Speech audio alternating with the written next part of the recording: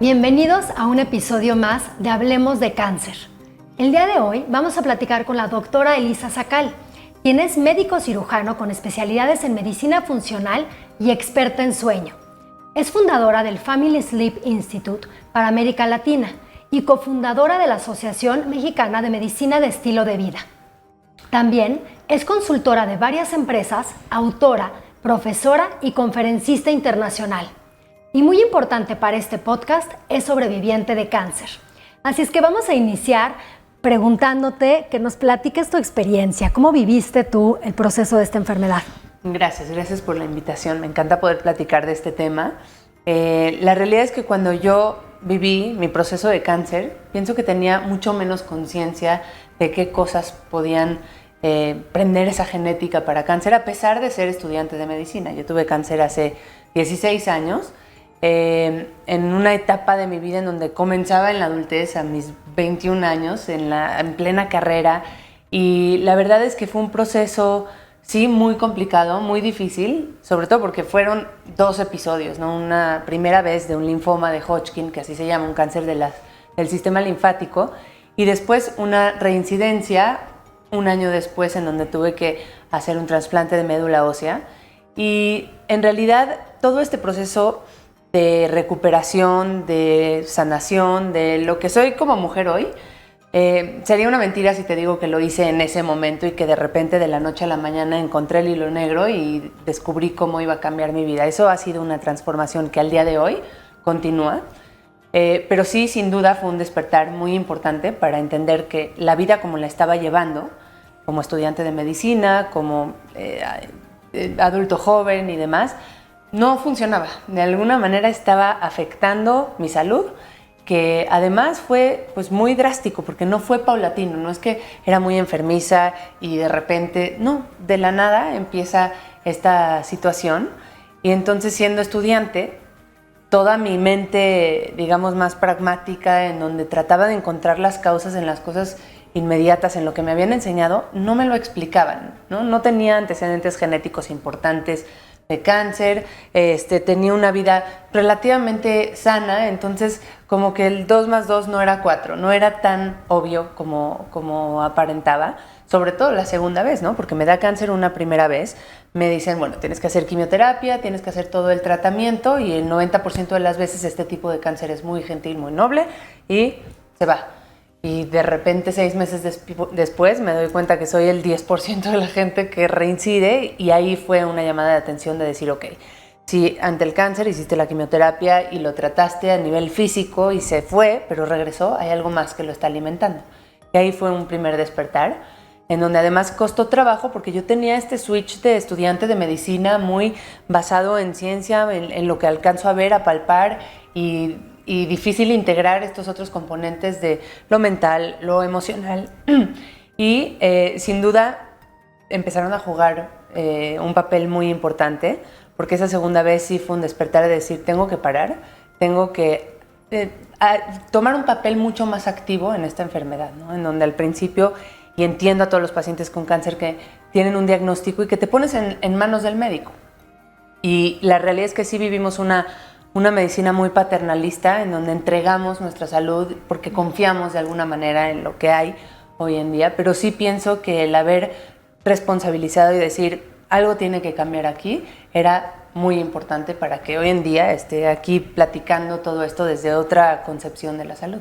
Me encanta lo que estás diciendo, porque hoy en día, que bueno, eres súper experta en medicina de estilo de vida y dices, tuve un despertar, me gustaría entender más de fondo qué te hizo ver que había que cambiar algo. O sea, en ese sentido de que hoy, con todas las herramientas que tienes de medicina de estilo de vida, ¿qué estaba pasando en esa etapa que tenías que transformar?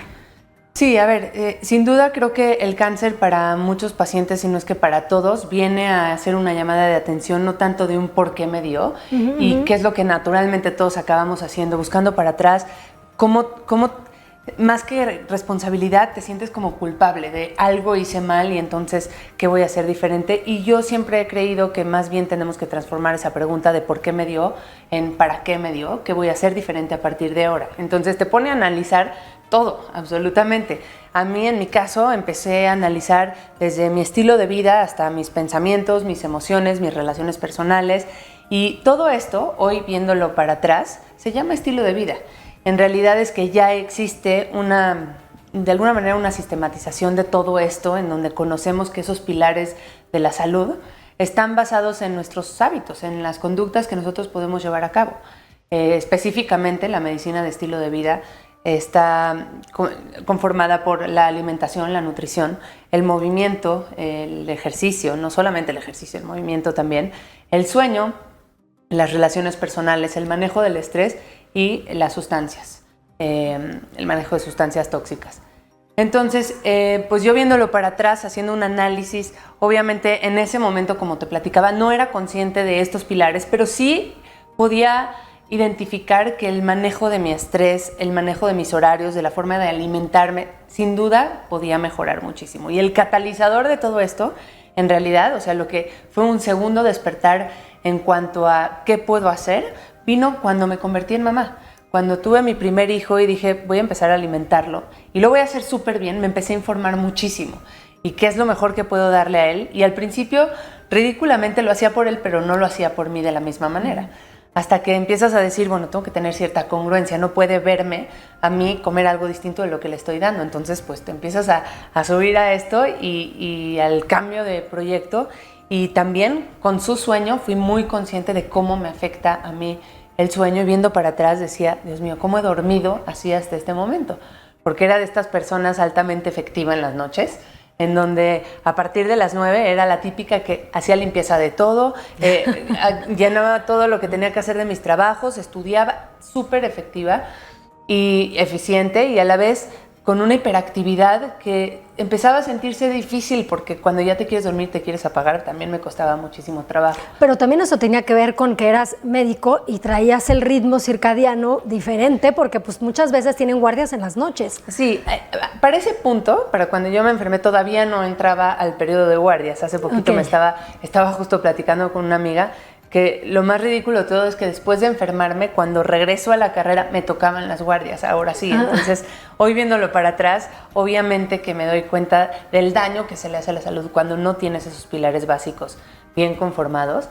Y pues bueno, al final lo que fui haciendo es, sí, las guardias empezaron a alterar el ritmo circadiano, pero sobre todo el desgaste que voluntariamente hacemos, porque finalmente es tu voluntad decidir en qué momentos vas a estudiar, en qué momento vas a trabajar, y es cuestión de tus propias prioridades, porque si bien podía pasar noches enteras terminándome el libro para poder presentar el examen, hoy sé que ese examen lo hubiera llevado a cabo mucho mejor si hubiera dormido y a lo mejor estudiado la mitad, ¿no?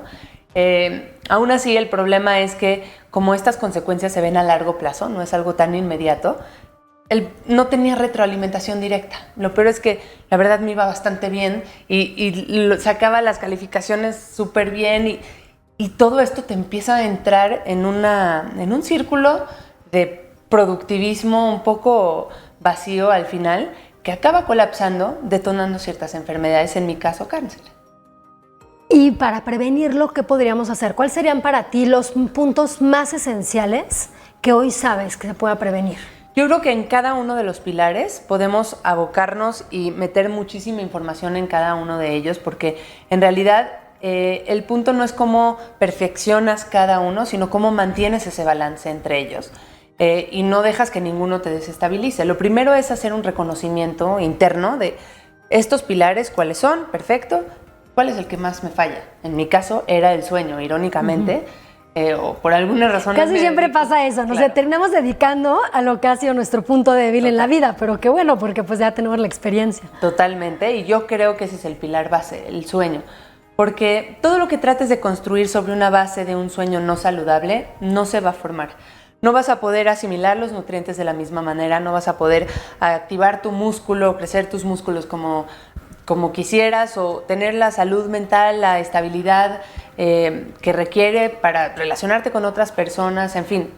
Sobre el sueño yo fundamentaría todo, entonces dormir 7, 9 horas por noche, ser regular en los horarios de acostarse y levantarse, procurar no dormirse o no tener el celular en la mano antes de dormir para poder potenciar tus niveles de melatonina, que además es déjate la hormona del sueño, es nuestro antioxidante más importante en defensa contra el cáncer.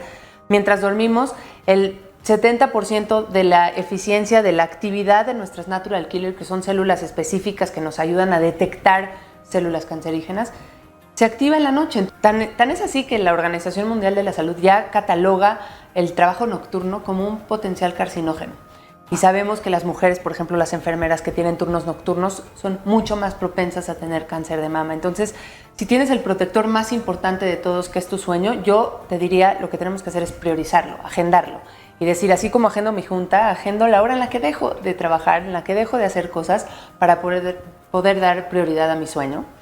En temas de alimentación, me enfocaría en una alimentación antiinflamatoria, basada básicamente que el 80% de tu plato sea vegetal, frutas, verduras, leguminosas, nueces, semillas, grasas saludables que por tantos años estuvieron satanizadas y que hoy sabemos que son fundamentales para poder modular la inflamación en nuestro cuerpo.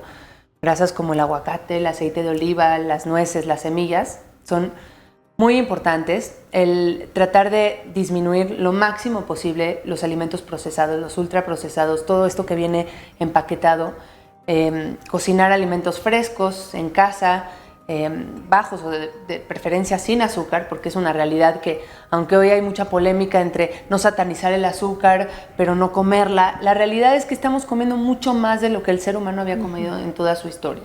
Entonces, no es algo con lo que nuestros genes, con nuestra biología sepa funcionar y tenemos que de alguna manera mitigar esto. El manejo del estrés parece hoy el problema más importante. Digamos que la base es el sueño, pero el estrés es lo que más está afectando a la gente, porque ya por default también vivimos estresados, con mucha estimulación, y si no empezamos a implementar ciertas estrategias antiestrés, y cada quien en su medida, ¿no? A lo mejor yo no soy una persona muy de meditar o no me siento muy conectado con eso, pero sí soy muy auditiva y me gusta las meditaciones más guiadas por audio o las respiraciones o de alguna manera prender ese sistema de calma que necesitamos para poder amortiguar y para nivelar la oxidación que ocurre en el cuerpo, la inflamación. Y bueno, también, no sé si has escuchado el estudio más largo que se ha hecho, que habla de qué es lo que más felicidad le trae a un ser humano. Que es el propósito de vida, ¿no? Es el propósito. Y además del propósito es también qué te trae más felicidad, y analizaron los diferentes pilares y analizaron si tiene que ver el dinero o tiene que ver tener ciertas necesidades cubiertas, la salud, y lo que vieron es que las relaciones personales son fundamentales. Claro. La calidad de esas relaciones personales, y yo te diría, no solo con quién te llevas, sino con quién te dejas de llevar, a quién cortas de tu vida. Sí, que la desintoxicación de relaciones. Exacto. Que no nos hacen bien. Exacto, es muy importante toda esa parte. Obviamente el abuso de sustancias, el dejar el tabaquismo, el reducir o limitar el consumo de alcohol es súper importante. Sabemos hoy en día que el alcohol está asociado a ciertos cánceres como cáncer de mama, cáncer de colon, y que es importante tener en mente. Y fuera de los pilares, que además esto ayuda a todos, la exposición al sol. Hoy me parece un poco de risa que tenga que prescribirle a los pacientes aire libre, estar en contacto con la naturaleza y exponerse al sol para poder tener niveles adecuados de vitamina D. Me encanta que saques ese tema, porque siendo médico funcional y de estilo de vida, quiero que nos puedas compartir eso. Se habla mucho de que uno de los riesgos mayores del cáncer es la luz solar. Pero por otra parte, pues nos está envejeciendo y nos está reduciendo nuestra calidad de vida no tener la luz natural. ¿Cómo encontramos un punto de equilibrio y un buen balance? Yo creo que justamente tenemos que buscarlo, porque el no exponerte y los niveles bajos de vitamina D también sabemos que están asociados con el riesgo de padecer cáncer.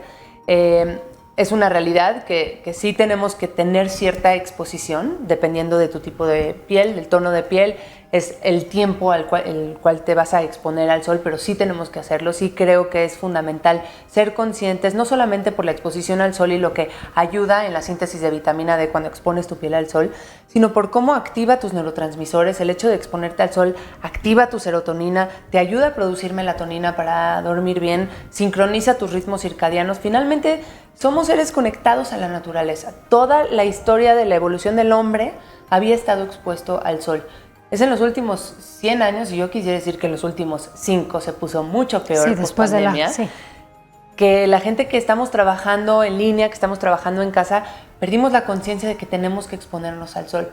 Yo podría, si no soy consciente de que tengo que hacerlo y tengo hasta ciertas alarmas para salir, podría no salir de lunes a viernes de mi cueva y en verdad, si no es porque trabajo cerca de una ventana, porque así lo planeé y porque sé que tengo un lugar al cual puedo salir a tomarme un té y lo hago consciente, puedes no hacerlo. Sí, totalmente. Puedes, o sea, ya déjate pisar una superficie natural, que también es algo fundamental para el ser humano y para equilibrar las cargas eléctricas que tiene, pero el hecho de salir y estar expuesto a esa luz natural, a esa vitamina D tan necesaria, que además nos protege de ciertos cánceres, es importante. Hay personas que tienen cáncer y nos están escuchando.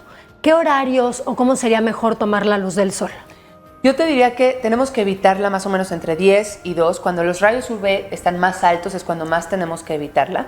Pero cerquita del amanecer, cerquita del atardecer son buenos momentos para exponerse a la luz del sol.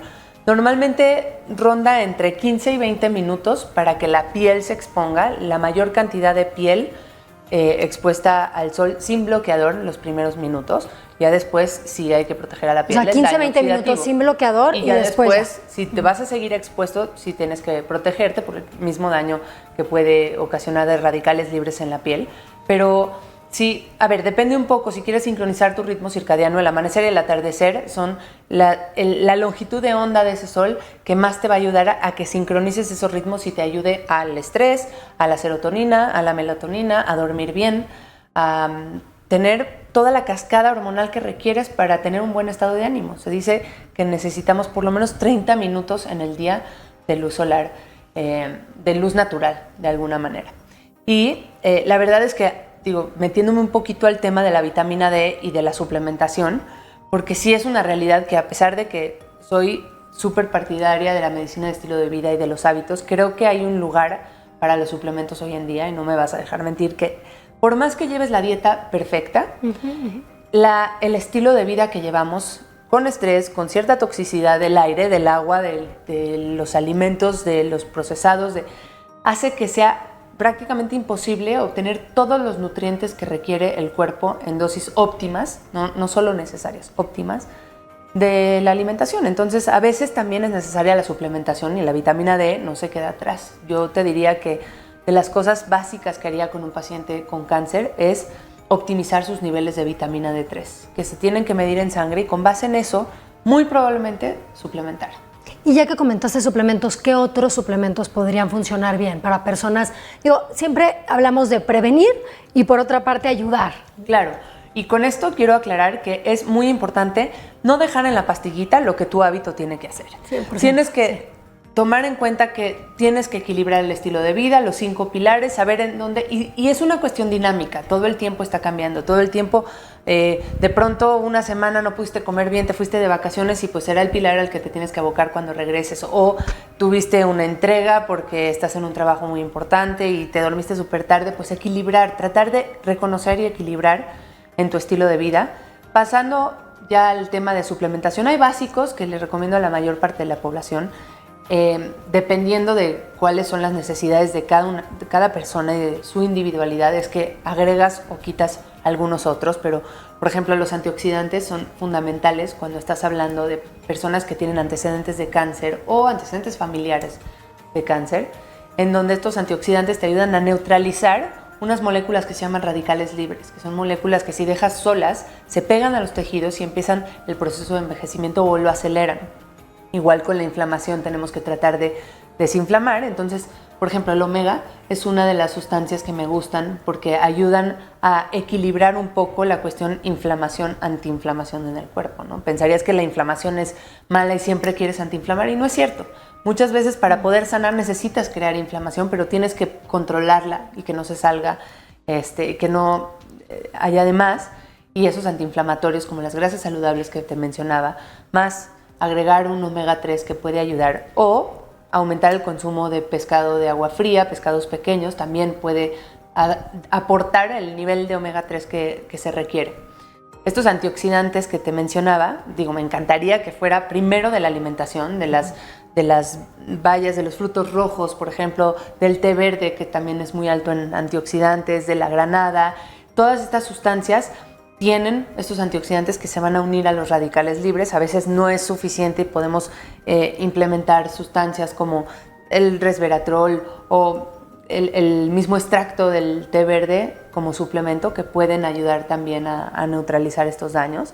Yo sí le mando a mis pacientes, a casi todos los que tienen cáncer, 2 tazas de té verde orgánico al día, porque tiene muchas propiedades. También tiene teanina, que es un aminoácido que puede ayudar como ansiolítico, a relajar y a modular el estado de ánimo. Y ¿qué otro te diría? Antes que hablar de magnesio, de complejo B, de otras, te diría reequilibrar la microbiota, que son todo este ecosistema de microorganismos que vive principalmente en el colon y que es responsable de activar ciertas sustancias, de detoxificar, de darnos vitaminas, de ayudar a la digestión. Y que por muchos años, además, cuando yo estudiaba la carrera de la microbiota o la flora intestinal, como se llamaba en ese entonces, pues básicamente algo que vivía ahí, que tenía que estar en equilibrio, y si no teníamos que matarla o desparasitar. Sí, y nadie tomaba en cuenta la microbiota como tema de salud. Nadie tomaba en cuenta. Hoy en día la cantidad de estudios que encuentras de la microbiota y de la relación simbiótica que tenemos con ellos, de cómo se nutren de nosotros y nos nutrimos de ellos, a ver, nos sobrepasan en número 10 a 1. Sería ridículo pensar que están ahí para hacernos daño, ¿no? Entonces, hoy entendiendo que se requiere un equilibrio, yo te diría comer para la microbiota prácticamente y alimentar a estos bichitos. Encontrar cómo se alimentan, cómo los mantenemos equilibrados y nos ayudan en todo esto que estamos buscando. Entonces, la alimentación alta en vegetales, en fibra prebiótica que los nutre, en alimentos fermentados, que por muchos años, de hecho, siempre había estado presente en los alimentos fermentados hasta que apareció la refrigeración, en donde hay otra alternativa para conservar los vegetales, y entonces los dejamos un poco a un lado. Pero en realidad esta práctica ancestral de los fermentos ayuda muchísimo a ese ecosistema. Y paradójicamente, el cáncer que más cantidad de cáncer hay es de mama y de próstata, pero sobre todo es del colon. Y eso es paradójico, porque pues la microbiota es la que nos está protegiendo, y al mismo tiempo, si no la cuidamos, pues puede ocasionar un riesgo. Sí, totalmente. Yo estoy impresionada con la cantidad de pacientes jóvenes que tengo con cáncer de colon, y en gran medida pues sí es un desequilibrio en esa microbiota. Y pues bueno, creo que vale la pena mencionar aquí el tema epigenético, porque no hemos dejado de hablar de eso, aunque no lo hemos mencionado tal cual, que por muchos años, y de hecho cuando yo tuve cáncer era lo primero que volteábamos a ver es genética, ¿no? ¿Quién de tu familia tuvo cáncer? Este cáncer es hereditario, no sé.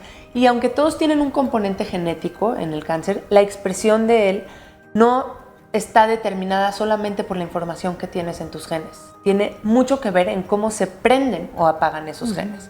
Y a eso se le llama epigenética.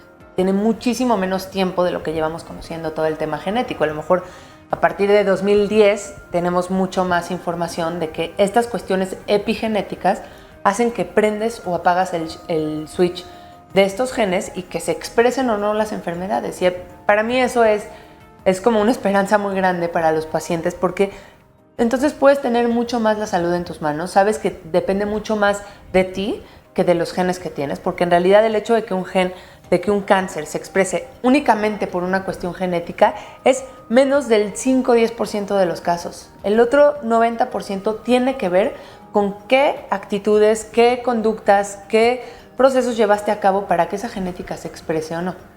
Y por suerte no nada más lo haces por ti si es que vas a apagar ese gen, lo estás haciendo para también transmitir esa genética a tus hijos de una forma distinta, una mejor epigenética. Sí, se dice que si tú no has expresado la enfermedad antes de tener hijos, tienes menor riesgo de pasar esa genética a ellos. No se ha Entonces es un gran aliciente y de alguna manera pues motivación para hacer este cambio de hábitos. Totalmente. Y en el sentido de todo lo que podemos llevar a cabo, o sea, ya hablamos de los diferentes aspectos, pilares. ¿Querías redondear algún otro pilar o...? El movimiento. Creo que no hemos tocado el tema del movimiento y el ejercicio. Hoy sabemos que el músculo es el órgano de la longevidad, ¿no? Lo escuchamos en todos los congresos de medicina funcional, de medicina de estilo de vida, y la verdad es que nuestro cuerpo está diseñado para moverse. está hecho, otra vez, a lo largo de la evolución el ser humano siempre se movía, se sentaba un ratito para comer, pero se volvía a parar y todo el tiempo estaba en una situación dinámica, en movimiento. Y por primera vez en la historia de la humanidad, nuestra genética, nuestra fisiología, nuestra biología tiene que saber qué hacer con 8 horas sentado. No tienen idea y entonces estamos empezando a expresar enfermedades crónicas como diabetes, como hipertensión, cardiovasculares, cáncer, que están muy asociadas también al sedentarismo. Y que hoy hay más personas sedentarias de lo que hay personas fumando, por ejemplo, y tenemos que combatirlo porque si bien ya tenemos un poco de más conciencia con respecto al fitness y la gente se para y veo más gente haciendo ejercicio en la mañana y demás, el ir a hacer ejercicio 1 hora y después sentarte 8 horas te sigue considerando como sedentarismo y sigues teniendo todos estos riesgos de enfermedad crónica a pesar de que te pares 1 hora a hacer ejercicio. Entonces tenemos que ser más conscientes de cómo integramos el movimiento en nuestra vida porque es un factor importantísimo, también epigenético para el cáncer, el movimiento y el ejercicio. Y sabemos que nuestro músculo, entre músculos más grandes, también tenemos la capacidad de modular nuestra inflamación de mejor manera, porque en el músculo sabemos que produce citoquinas, que son ciertas moléculas que también van a ir a la inflamación a neutralizarla y a neutralizar esos radicales libres. Entonces, esta idea que tenemos sobre todo en las mujeres de que el músculo no se ve bien porque es para sí, para que no es tan estético, que no es tan elegante. Esta construcción que tenemos social de la mujer en donde la musculatura se queda a un lado y en donde creemos que los músculos solo son un tema de cómo nos movemos o estético. Hoy sabemos que son órganos que nos ayudan al control de nuestras hormonas, al control metabólico. Entre más grandes sean los músculos, mejor control vas a tener de tu azúcar, de tu glucosa en la sangre. Y el mismo control de esa glucosa y de esa insulina también es un factor importantísimo protector para el cáncer. Sí, y bueno, por supuesto que el último pilar, que estamos hablando de sustancias, se enfoca mucho más a temas de sustancias, más de drogas, alcohol, fumar. Sin embargo, a mí me gustaría abordarlo desde el punto de vista de las sustancias que nos están intoxicando, que están en el medio ambiente. Me gustaría que compartieras un poquito, porque es un factor de riesgo de cáncer bien importante. Totalmente, la toxicidad es un tema hoy en día que da un poco de susto porque está en todas partes, pero también la sumatoria de cada uno de estos, porque nos la pasamos, no sé si te ha llegado el meme o el video de un poquito en el sartén, un poquito en el agua, un poquito de toxicidad en mi aire, un poquito del cigarro que fumo aquí al lado, y entre un poquito, vamos entonces girando la aguja hacia un nivel de toxicidad que ya está siendo significativo, que ya está prendiendo genes de enfermedad, genes que estresan a nuestra biología, que tenemos que ser más conscientes, por lo menos aquello que sí puedo controlar en mi día a día, ¿no? El consumo de agua en plástico, que hoy todavía encontramos mucha gente consumiendo agua en garrafones y sabemos que esos garrafones estuvieron expuestos al sol, que casi siempre es así, liberan ciertas sustancias, microplásticos que acaban siendo tóxicos para nuestro organismo, afectando la forma en que nuestras hormonas se comportan. Los plásticos que encontramos incluso en los sartenes, el tipo de agua que consumes, el aire. Tratemos de, por lo menos, las cosas que controlamos. No sé, yo pienso el consumo de agua, los plásticos, cuando tomas un café de todos los días en un vaso no de papel, de plásticos, de alguna manera, pues también te estás pasando las cápsulas de aluminio, todo esto. Todo esto genera cierta toxicidad y pues creo que tenemos que ser conscientes de eso porque ya el hecho de vivir en un país contaminado, por ejemplo, es algo mucho más complicado de controlar. Entonces, el tipo de productos que usamos, las mujeres dicen que antes de salir de casa las mujeres ya traemos 200 tipos diferentes de tóxicos, entre el shampoo y la crema y el maquillaje y los perfumes y todo lo que nos ponemos. Entonces, pues empezar por buscar productos un poco más naturales, los productos de limpieza también, para no acumular tanta carga tóxica. Sí, pareciera que el poder revertir o el poder disminuir el riesgo de tener una enfermedad como el cáncer tiene que ver con regresar a un estilo de vida mucho más natural, más instintivo, alimentos más pues de calidad, si pudieras orgánicos, pero si no, por lo menos que sepas que vinieron de la tierra, o sea, regresar a esa etapa donde realmente se dormía con luz y la oscuridad, o sea, pues mucho más, pues un impulso de vida normal. Regresar a los ciclos naturales, a esta ancestralidad que nos va a llevar a a ser más cercanos a la naturaleza, básicamente, a lo que nuestro cuerpo fue diseñado para estar. Entendamos que todas estas comodidades, esta situación de vivir, por ejemplo, en zonas termoneutras, en donde no cambia la temperatura, todo esto es muy artificial y muy cómodo, pero de cierta manera también no prende, digamos, la mejor parte de nuestra genética, el encontrar la forma de exponernos también a esta hormesis, este concepto en donde aquello que no te mata pero te hace más fuerte, estas pequeñas dosis de estrés, y esto no lo digo para pacientes que ya están con cáncer, porque no es el mejor momento para inducir estrés en su cuerpo, pero para las personas que no y quieren de alguna manera prevenir, exponerse a dosis controladas, bajas de un estresor, como por ejemplo el ayuno, el frío, el calor, ayuda a que nuestros genes prendan, aquellos genes que nos van a dar longevidad, a que se defiendan, a que se adapten más rápido y a no, de alguna manera, no quiero que se malentienda, pero no consentirnos demasiado con que todo esté perfectamente controlado. Y por alguna razón, si nosotros volteamos a ver a los niños, yo me la paso peleando con mis hijos porque aunque sé lo que hay detrás, sigue saliendo el instinto materno de ponte la sudadera, cuando en realidad... Sí, duerme con el calcetín, ¿no? Claro, no se adaptan a la... Cuando en realidad tenemos mecanismos de adaptación que vamos ofuscando y vamos atontando con el tiempo porque no nos exponemos ya a esta situación. Tenemos comida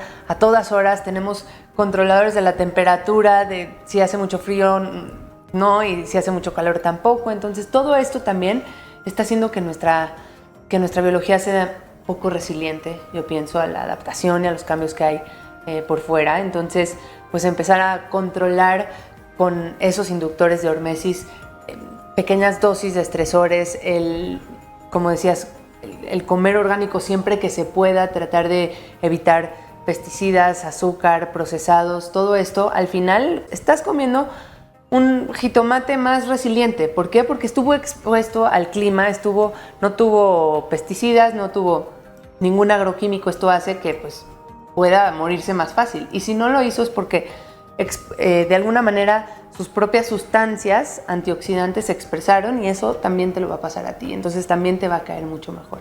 Y por último, independientemente de lo que decías, que el estrés hormético no se aconseja si estás en un proceso de cáncer, porque evidentemente ya de por sí el cáncer está siendo un estresor importante. Sí, todo lo demás que estás compartiendo lo pueden llevar a cabo personas que tienen cáncer y que están teniendo un tratamiento, porque eso es muy importante que las personas entiendan, si están en un tratamiento y están llevando a cabo estas terapias para poder salir adelante del cáncer, ¿cómo se pueden acompañar de una buena manera con el estilo de vida?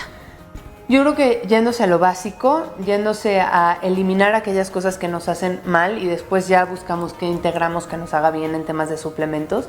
Hace un tiempo leía un libro que se llama Radical Remission, remisión radical, creo que se traduce tal cual, de Kelly Turner, en donde es una reportera que hizo un estudio en diferentes personas que habían tenido remisiones radicales, así espontáneas, milagrosas, de esas que dices, ¿cómo puede ser que se curó si ya estaban desahuciados? Y fue siguiendo un montón de pacientes en el mundo para tratar de identificar cuáles eran las constantes entre ellos. ¿Qué hicieron todos? Y sacó 9 diferentes puntos. No nos da tiempo aquí de que te platique los 9, pero te puedo decir que de los 9, prácticamente solo 3 o 4 tenían que ver con prácticas tangibles, como por ejemplo comer más plantas, comer más frutas, verduras, antioxidantes, una alimentación antiinflamatoria. Otro punto era sí, suplementación, adaptógenos, herbales, que podía integrar para ayudar en su alimentación, apoyando a la suplementación, a la alimentación. Y básicamente la mayor parte de estos puntos iban mucho más enfocados en la parte emocional, en la parte de cómo suelto ciertas emociones que había tenido retenida por mucho tiempo, y eran pacientes que identificaban perfectamente que habían soltado el miedo o la ira o la frustración o el enojo a través de diferentes terapias. Eran pacientes que habían logrado insertar pensamientos positivos y no como un positivismo tóxico, sino realmente como un trabajo espiritual, emocional fuerte. La conexión espiritual era otro punto. Y el punto 1, que para mí es súper importante y que yo lo hice de forma intuitiva sin saber, y de lo cual estábamos platicando al principio y me gustaría platicarlo ahora para cerrar o para ir cerrando, es este tema de cómo te empoderas en tu propia enfermedad, cómo te responsabilizas, cómo tomas un rol mucho más proactivo de lo que está ocurriendo. porque me parece que soltarte y abandonarte, claro que hay un proceso de confianza en tus médicos, pero tú construir ese equipo de salud que te va a ayudar y tomar ese rol activo de decir, ¿qué puedo hacer para estar mejor? Investigar cada uno de los pilares y decir, bueno, tengo que dormir mejor, ¿cómo tengo que dormir? Hay un montón de información, otros podcasts en donde pueden escuchar qué se tiene que hacer, pero ser lo suficientemente sensible para reconocer en qué punto estás y a dónde tienes que ir y cuál es tu responsabilidad en todo esto. Sí, lo que estás diciendo es también un equipo integral, porque no nada más es quien te está curando como médico, sino además de todo, si necesitas un psicólogo o un coach Totalmente. para apoyarte en la parte emocional, prácticas espirituales, posiblemente necesites un coach, un maestro o necesites un nutriólogo. O sea, realmente son diferentes aspectos para poder apoyar la enfermedad. Sí, me parece que tenemos que verlo ya de forma interdisciplinaria, tenemos que traer un equipo de profesionales. No puedo esperar que el médico sepa todo de nutrición, que el nutriólogo sepa de la parte emocional o que el psicólogo sepa de fitness. Y a veces, aunque todos tendríamos que saber un poco de todo y encontrar la manera de que cada vez abarquemos un poquito más de estas esferas del estilo de vida como profesionales de la salud, pienso que es responsabilidad del paciente ir acercando a cada uno de los miembros de este equipo y conectar con ellos como humano, no solamente diciéndose el mejor del mundo, sino qué conexión tengo con esta persona, porque también es un factor en juego en tu tratamiento, el hecho de que conectes con ese profesional de la salud. Y por último, ¿qué le dirías hoy, con toda tu experiencia, a Elisa de esa época? ¿Qué mensaje? Que tenga paciencia, que las cosas se van a ir descubriendo poco a poco, que probablemente la cura y la sanación está mucho más adentro de lo que está afuera, que lejos de ponerme a buscar por todos lados las opciones que tenía, buscar hacia adentro y reconectar hacia adentro en esa intuición. Muchas veces hay la información correcta y solamente tienes que ver por dónde empezar y qué se siente bien.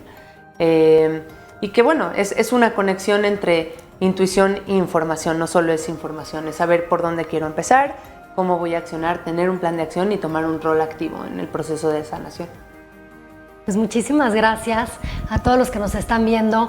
Bueno, les vamos a dejar todas las redes sociales y toda la información de la doctora Elisa Sacal, quien además de todo, bueno, lidera un proyecto increíble que es la Asociación de Medicina de Estilo de Vida y que muy pronto va a estar el congreso, creo que es el tercer congreso, ¿verdad? El cuarto. El cuarto congreso, wow, el cuarto congreso. Y bueno, pues decirles que con todas estas recomendaciones están acompañados, hay especialistas de salud integral que pueden ayudarles, pero también hay personas que pueden acompañarlos con la calidez y la parte mucho más humana para poder hacer un protocolo o tratamientos muchísimo más integrales. Así es que pues muchísimas gracias por acompañarnos en este episodio más de Hablemos de Cáncer.